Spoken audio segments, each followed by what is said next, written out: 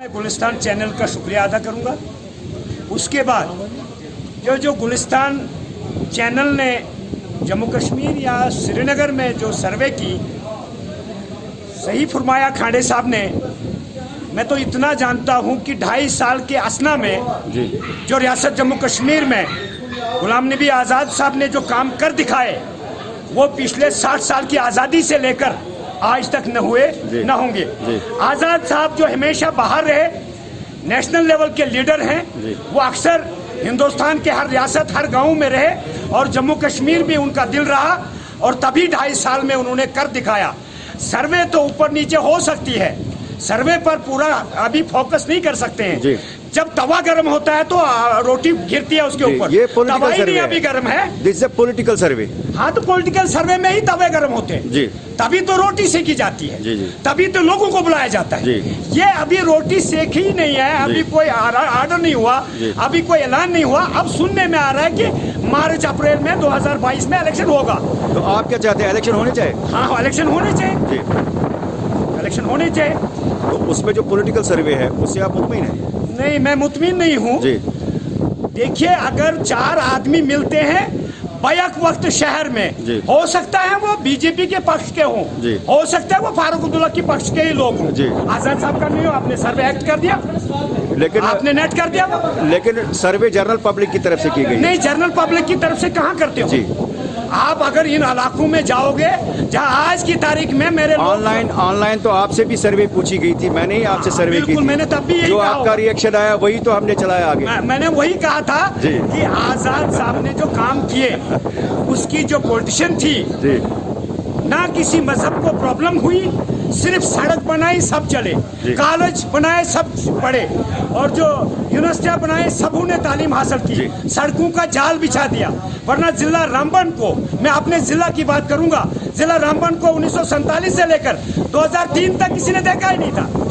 गुलिस्तान ने जो सर्वे किया, उन्होंने अपने हिसाब से जो उनका वो दिखा रहे थे, इसमें मैं अपने लीडर की बात करूँ, गुलाम नबी आज़ाद साहब की, जो अभी स्टेट में इतने वो जो है यहाँ पे सियासत नहीं कर रहे, बल्कि पूरे उनके नामवर सियासतदान हैं। तो मुझे उम्मीद है जब वो यहाँ रियासत में कदम रखेंगे, उनका जो ग्राफ है ना वो 38 से 48% हो जाएगा जी। क्योंकि उनके 2.5 साल के टेन्योर में इतने काम हुए हैं जो पिछले 60 साल के मुकाबले में बहुत ज़्यादा है जी। हाँ, उसका मुकाबला करता है। और आज़ाद साहब के ही टाइम में हमारे 5 नए मेडिकल कॉलेजेस बने, हमारे 10 नए डिस्ट्रिक्ट बने और बहुत सारे ऐसे हॉस्पिटल्स बने जो आज भी दिखाई दे रहे हैं। आज जो बड़े बड़े हॉस्पिटल आपको सुपर स्पेशलिटी के तौर श्रीनगर में दिख रहा है, वो आज़ाद साहब की देन है। या जम्मू में दिख रहा है, वो आज़ाद साहब की देन है। या गांधी नगर में एक बहुत बड़ा हॉस्पिटल दिख रहा है, वो भी आज़ाद साहब की देन है। इस तरह से हर डिस्ट्रिक्ट में एक नया एक डिस्ट्रिक्ट हॉस्पिटल जो आज़ाद साहब ने दिया है, वो बहुत बड़े काम उन्होंने किए।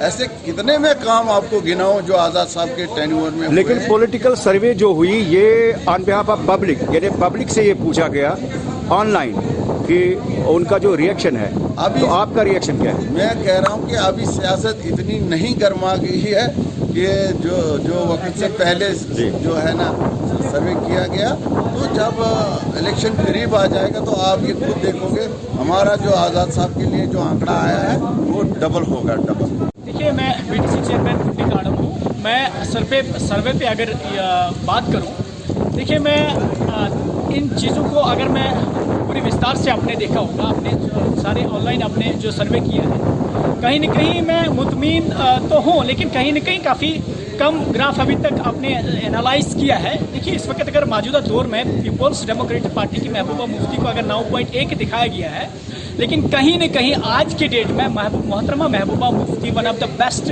लीडर्स उभर कर आ रही हैं। रियासत के इसका जो स्टेटस को ख़त्म करने के बाद अभी तक जो आवाज़ जो बुलंद कर रही है वो मोहतरमा महबूबा मुफ्ती। और आप देखेंगे धीरे धीरे पीर पंचाल के अंदर देखिए, जो पीपल्स डेमोक्रेटिक पार्टी इंशाअल्लाह अज़ीज़ हुकूमत ज़रूर बनाएगी और अपने ही दम पर हुकूमत बनाने का दावा करेगी। और जो आपने सर्वे किया है, सर्वे कहीं न कहीं ऊपर नीचे हो सकता है, अभी फर्स्ट इंप्रेशन है।